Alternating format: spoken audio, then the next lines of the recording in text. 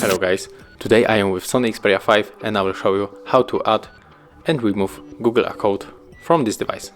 So let's open settings. Now scroll down a little bit and click on the accounts. Click on the add account. In my case it will be Google account. So let me to insert my password. Okay, I just did it, and of course press next. Now we have to agree. Click on the accept, and as you can see, this is our Google account.